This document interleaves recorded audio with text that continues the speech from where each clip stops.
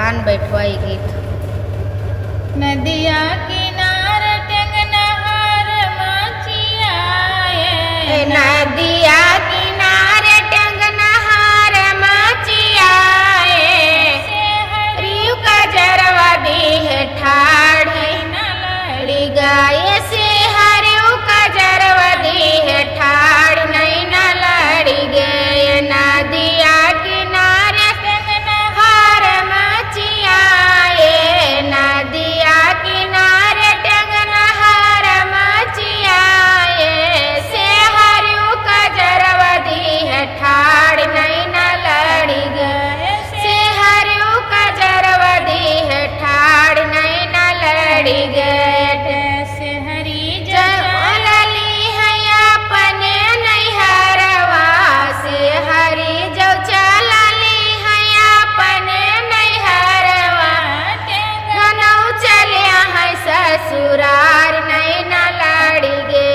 टेंगनौ चले है ससुरार नहीं न लड़ी गए।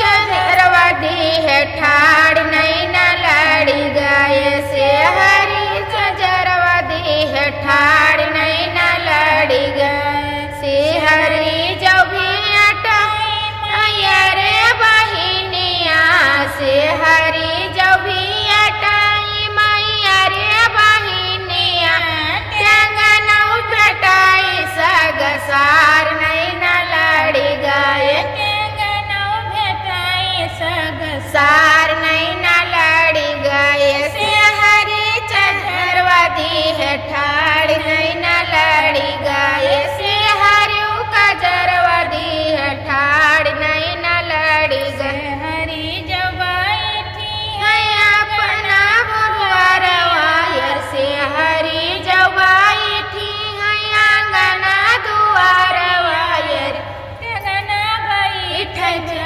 पार नहीं न लड़ी गए। टेंगनौ पार नहीं न लड़ी गए। नदिया किनारे हर मचिया नदिया किनारे टेंगनहार मचिया से हरियू का जरवा दी है ठाड़ नहीं न लड़ी गए। से हरियू का जरवा दी है ठाड़ नहीं न लड़ी गए। गाना कैसा लगा कमेंट बॉक्स में जरूर बताना।